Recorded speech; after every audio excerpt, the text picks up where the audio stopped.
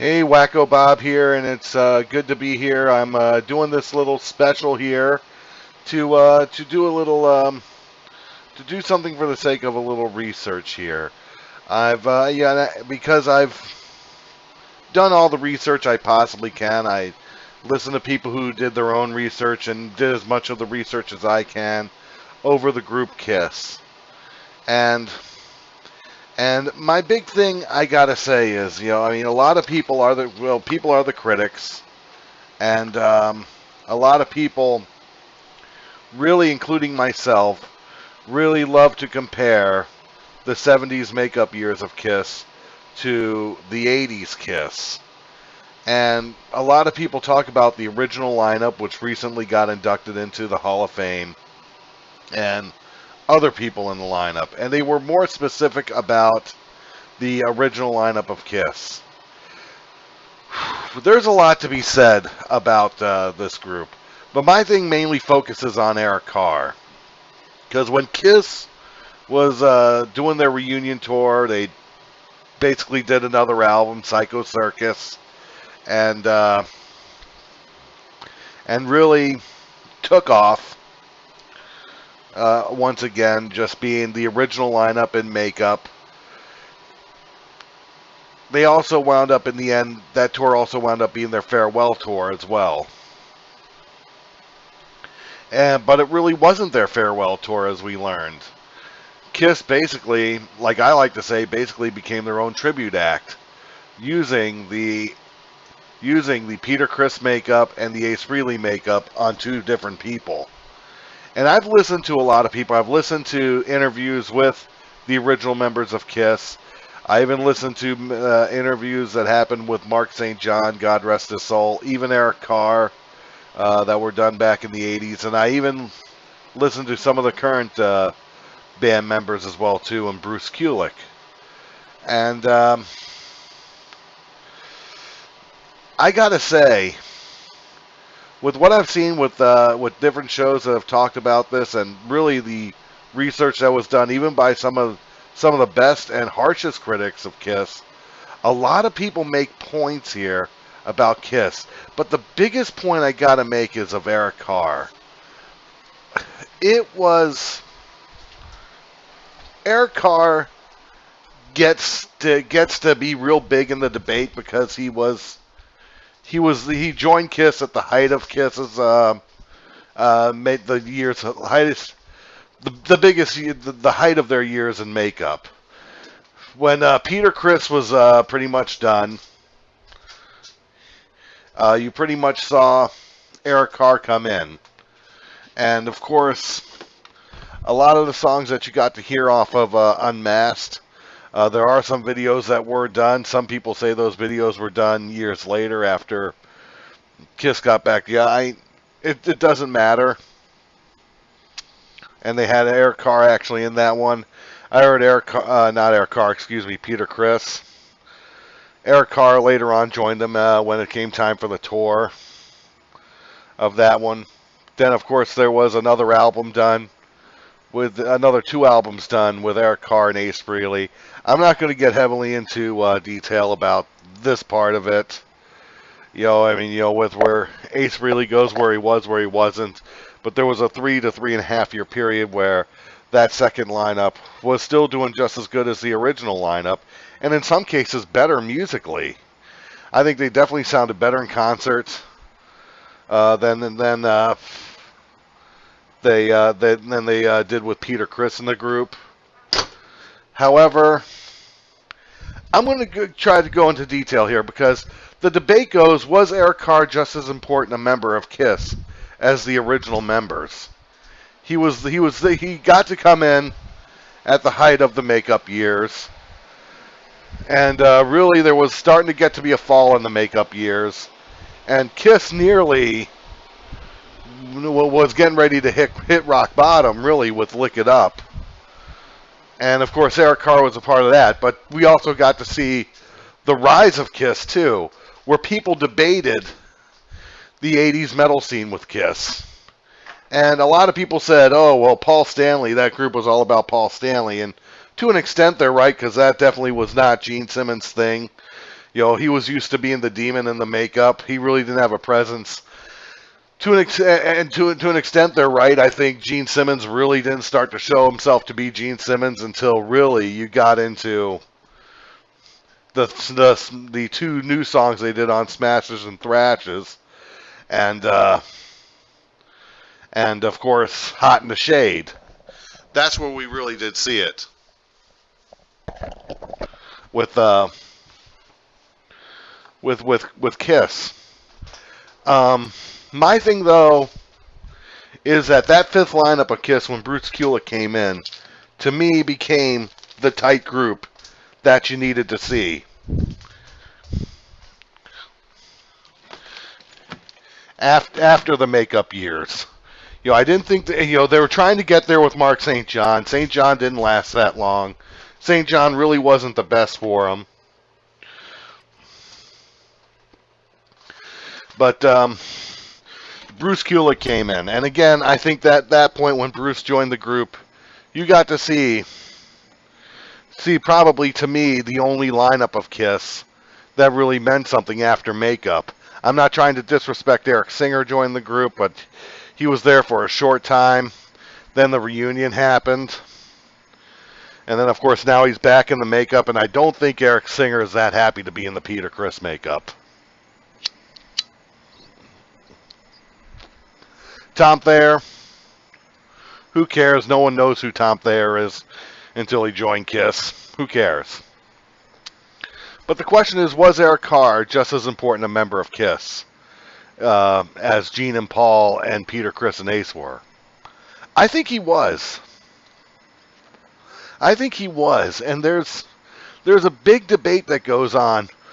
If Eric Carr never passed away, if he never had cancer, would there have been the reunion tour with the original members? And that's really hard to say. That's really hard to say because I do know that when Eric Carr did pass away, you did see that lineup with Eric Carr and Bruce Kulick with not with Eric Carr, but with Bruce Kulick, Peter Criss, and or not Peter Criss, but Paul Stanley and Gene Simmons with Bruce Kulick. Ace Frehley was there at the funeral services as well for Eric Carr, so he seemed to get along. I've heard that Peter Criss and Eric Carr did get along when they met, and Peter Criss doesn't have any bad will towards Eric Carr at all. He really doesn't have any real bad will towards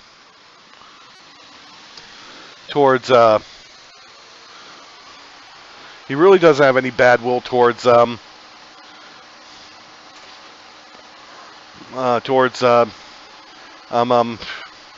Eric Singer either. You know, Eric Singer's just doing a job. But, you know, I mean, I'm sure he'd rather him not be in that makeup. The thing I get to here is, would that reunion tour have happened with Kiss? Would we have seen them, the original members, on Kiss Unplugged with the current members? I think we would have. And I think it would have been more special if Eric Carr could have still been alive and could have been there for that one.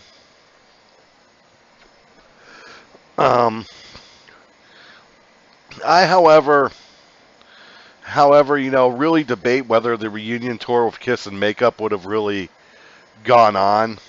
I know that Peter Criss did go to a convention that Kiss put together, a big convention, and did sing a couple of songs with the group, which was well after Eric Carr had passed away. And that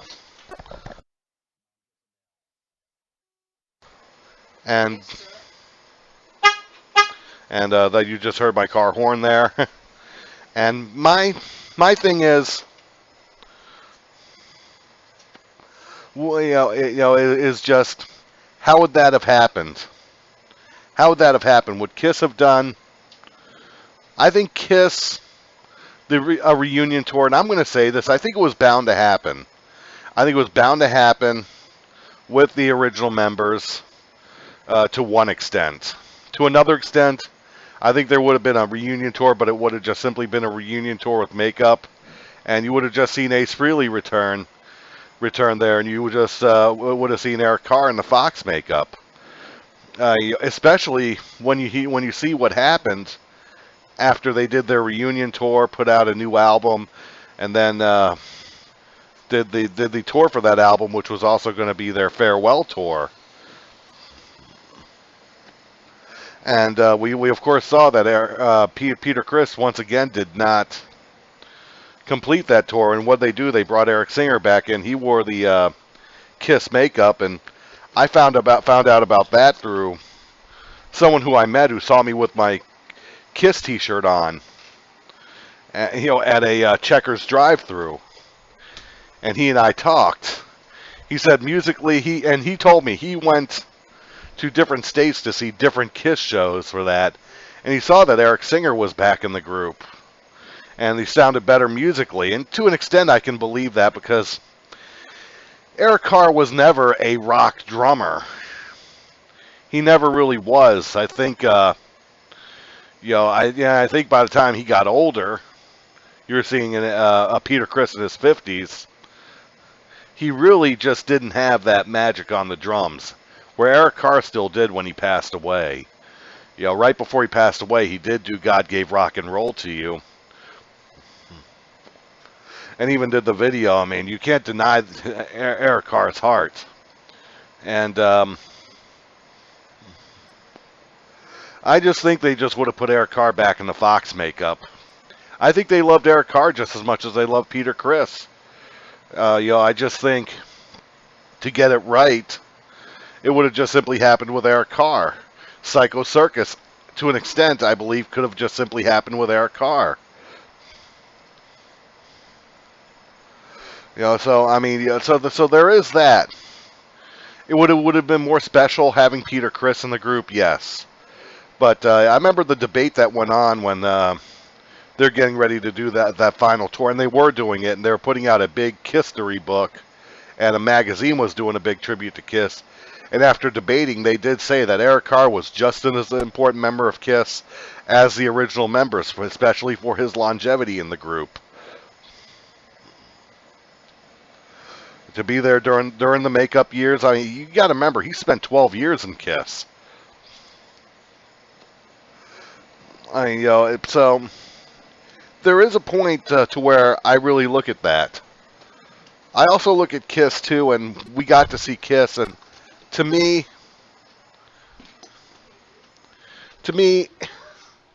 I look back at Kiss, and when I really got to know who Kiss was, I knew there was this group in makeup, and I didn't know who they were until my mother said something about them, and wanting to dress us up as that for Halloween, dressing us up as Kiss. In the end, we didn't do that, and I forget what my brother dressed up as, but I ultimately was a pirate. What you expect, it was 1981, I was in the first grade.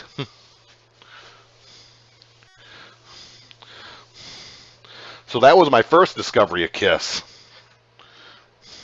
My next discovery of Kiss really didn't happen until I was in 5th or 6th grade, and I was watching CNN News. And to me, Kiss really were these guys in makeup. I wanted to see them more and more, but of course, as a kid, I loved the long tongue. I loved Gene Simmons. I thought that was the greatest thing in the world. But I'm not going to say whether or not I feel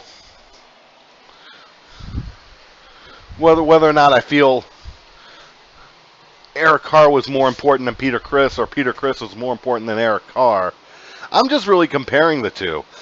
I have a friend who's an even bigger Kiss fan than me, who sometimes does say, yeah, Eric Carr was an important member of Kiss, but when he goes and you compare the original members and what they meant to what the second and third lineups were, because I think the Vinnie Vincent era in Creatures of the Night, and I love Creatures of the Night. I love heavy metal just as much as I love melodic metal. And I gotta say, to me, I think when I look back at Kiss, I think really where Kiss was really ready to hit rock bottom was on Lick It Up. So Eric Carr got to see the tough time for Kiss. And to me, Kiss, a lot of people talk about the 80s Kiss, and I like the 80s Kiss, but if I had to compare Kiss in the 80s to any of their albums in the 80s and say that they can be compared with anything during the makeup years in the 70s, I would have to say it did. Like I said, I don't think it really happened until, like I said, when they did Smashes and Thrashes and did a best of thing, where of course you heard Eric Carr sing Beth, and Eric Carr did a very good job of it. I think really Paul Stanley really did take the lead as far as being the guy on stage. But like I said, when Smashes and Thrashes and Hot in the Shade came into play, that's when I think you really got to see Kiss after the makeup years really start to become something again, in my opinion. I'm not knocking Animalize. They were trying to find that niche. A lot of people said the black leather and everything was great, but I really, it was just really tough to look at Gene Simmons at that time. Gene really didn't have an easy time with things, in my opinion. Paul Stanley was Paul Stanley. He was all over the place. He was doing great. Bruce Kulick was probably the talent of the group. In fact, if you had me comparing guitar players, a lot of people say Vinnie Vincent was probably the best talent-wise that could take him on. I just think, I disagree. I think Bruce Kulick was.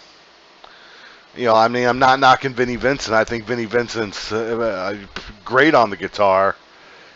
However, Vinnie Vincent, what he wanted to do was going to take them so far away from Kiss, but I don't know if it would have necessarily been a bad thing because of what Vinnie Vincent's used to. Vinnie Vincent Invasion was not the best idea in the world.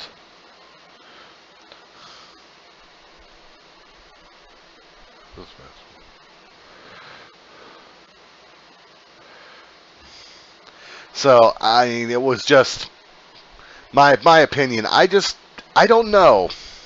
I don't know if you would have had an Eric Carr or Peter Criss at the reunion tour in makeup. I really don't know.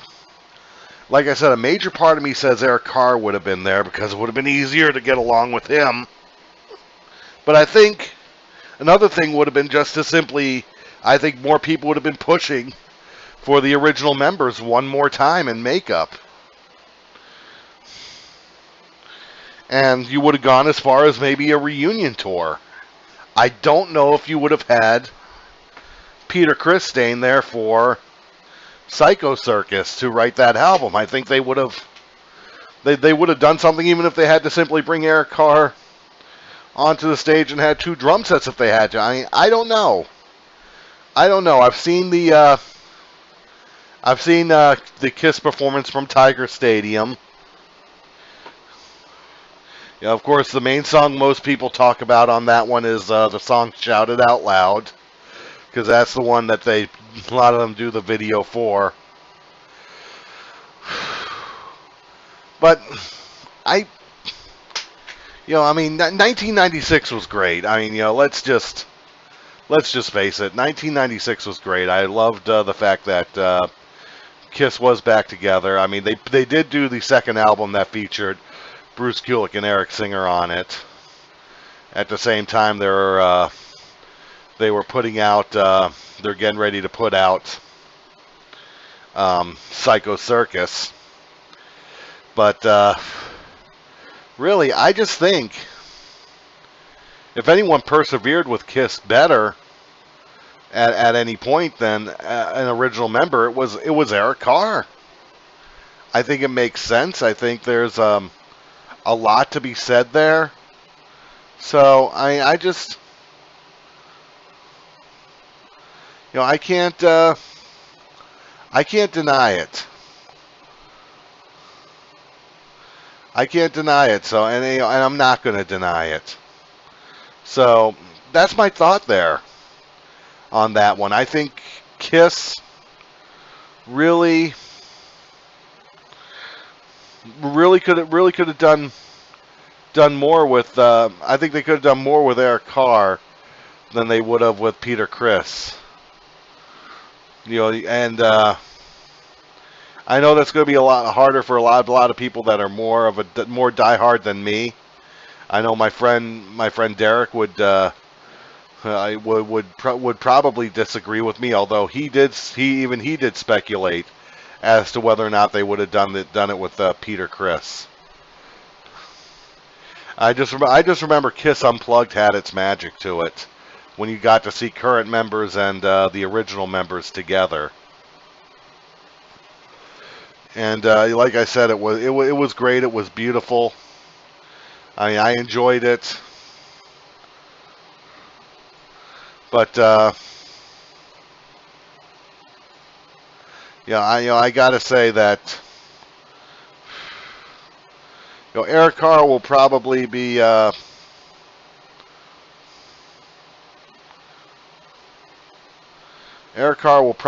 best known for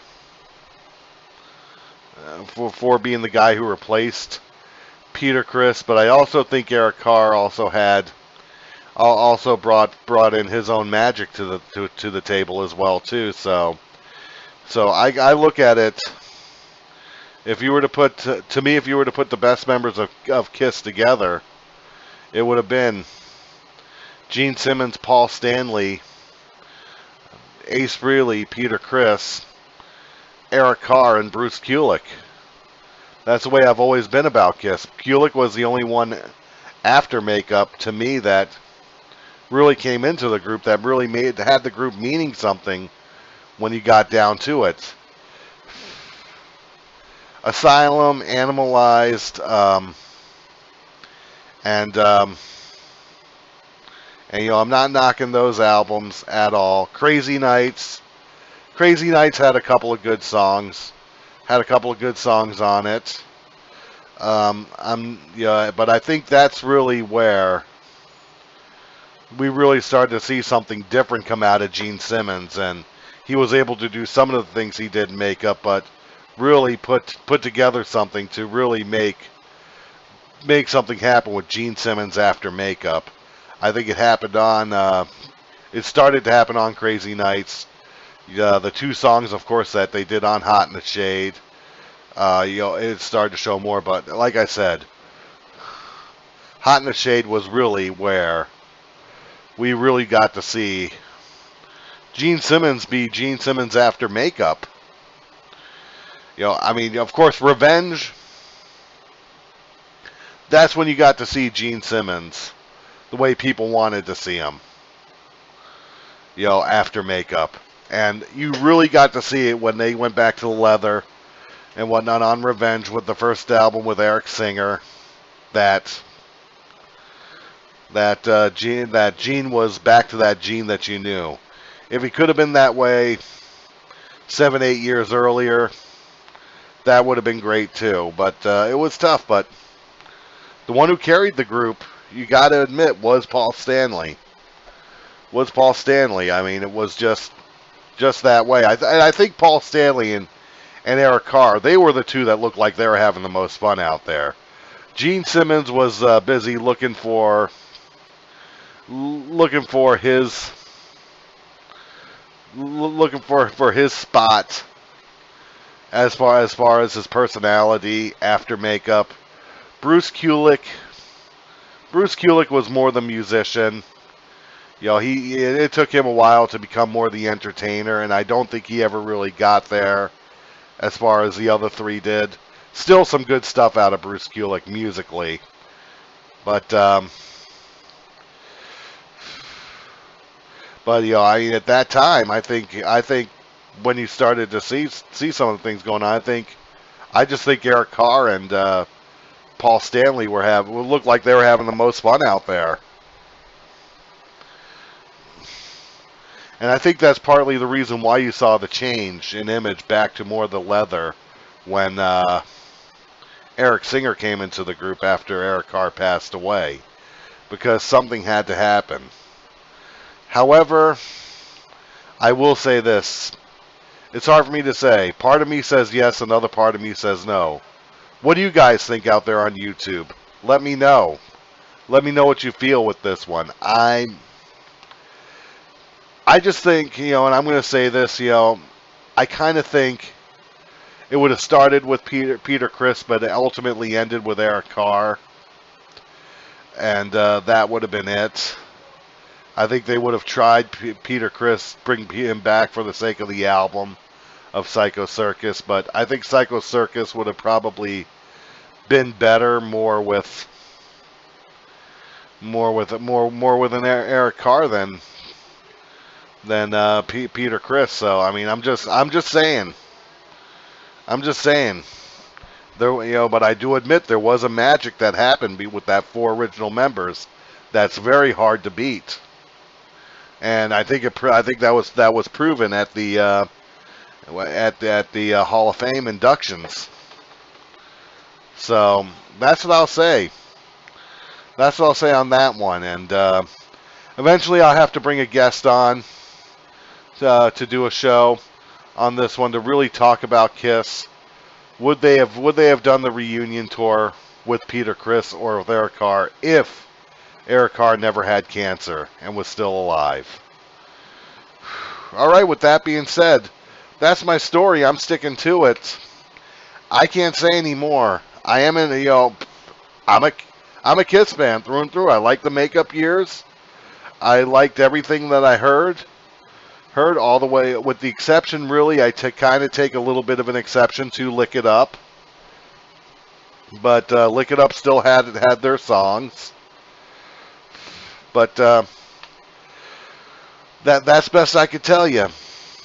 I mean, I know I'll get some positive, I'll get some negative. I don't know, maybe more negative than positive, maybe more positive than negative. But I can only give my opinion and what my thoughts are on this one, and what was best as far as what I could research, because to most people, Kiss will always be Gene and Paul, and yes, it will be. But that's all I could say. Anyways, thanks for listening, YouTube, and hopefully I'll have my camera back. It's been a while since I've had it. Been dealing with these slideshows. Wish I could get that one back, but that's what you got. But thanks for listening, and we'll definitely have to talk.